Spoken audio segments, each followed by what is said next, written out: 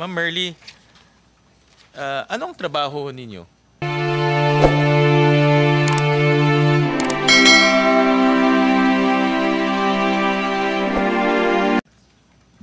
Sa BPO company po. Sa BPO company. Opo. And then, ano kayo? Concepcion Tarlac. Opo. At yung mga, kanina nabanggit nyo, yung mga kasamahan nyo, sila Telma Laranan, Rowena Evangelista, Rita Iturralde, mga taga-Concepcion rin ho to. Possible po, kaya lang po kasi sa palengke ko lang naman sila nakikita sa pwesto nila. Ano ito? Personal nyong kakilala? Hindi naman kakilala kasi nakasama ko sila 2018. Nung umalis na po kasi ako sa bayan, nasa Jepmin na, sa baryo na ako, sa Dutong Amatas po. Hindi ko na po sila ganong nakikita. Maliban kay Rowena, kung saan dun po ako bumibili ng gulay once a week po. So si Rowena is vendor? Tama? Rowena Evangelista po, Oh, vendor ng siya. gulay. Si Thelma? Vendor ng almusal sa umaga. Si Rita?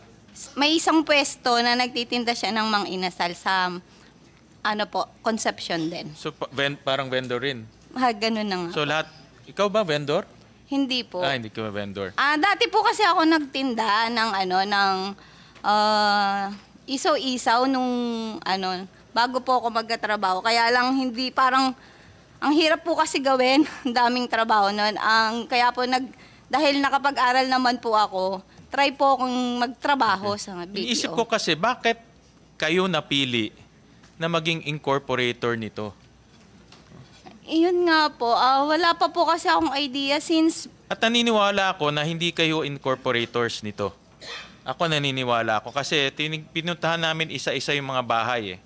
Pakita ho namin yung kay Weng Evangelista. Paki-slide nga. Pakita sa slide. Actually, pinuntahan na kagaya ko ho to kay Weng. Hindi naman ho siguro magmumukhang investor to sa Pogo. No? Na ganyan yung bahay niya. Di ba ho? Pinintahan rin ho namin yung bahay ni Rita Iturralde in next. No? Yan.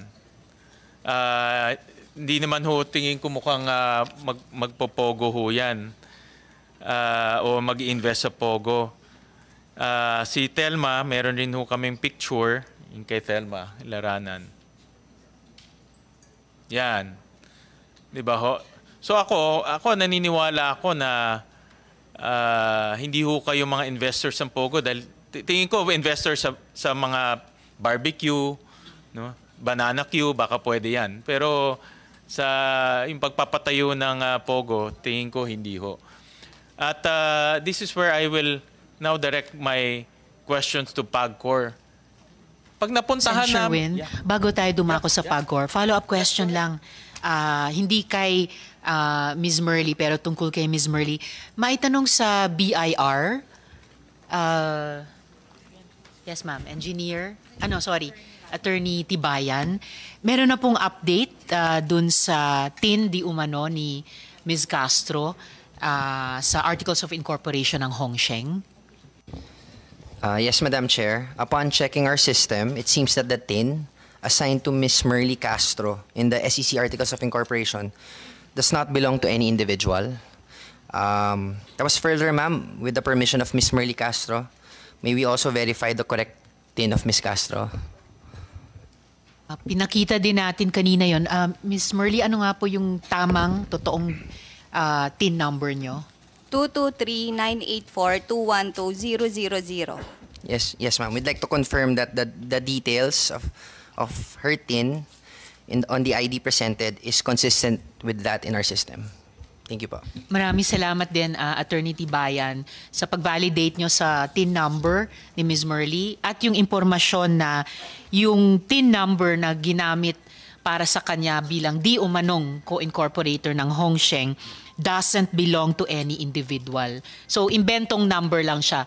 Hindi siya number ng ibang taxpayer ng ating republika. Okay, so good for that to be made of record, Ms. Merly, at sa pagdinig din ng DOJ IACAT. So sana lalong higit pang mabuo yung loob nyo na i-consider yung payo ni USEC-T na lumahok sa investigasyon ninyo, i-clear yung pangalan ninyo. Salamat, Ms. Merly. Salamat, Sen. Sherwin. Thank you. Thank you, Madam Chairman. But yan po magpapatunay na itong mga sindikato na ito walang pakialam ho na maglagay ng mga pekeng pangalan, pekeng sino-sino dyan.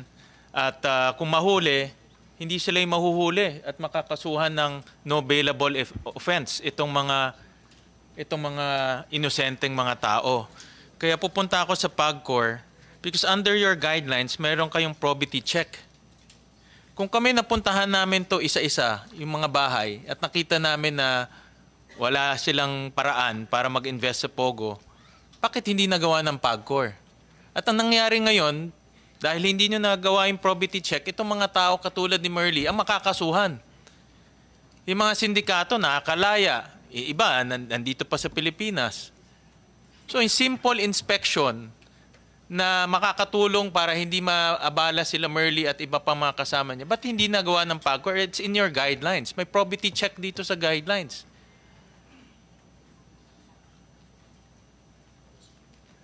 Attorney Jessa. You violated your own guidelines. Yes, sir.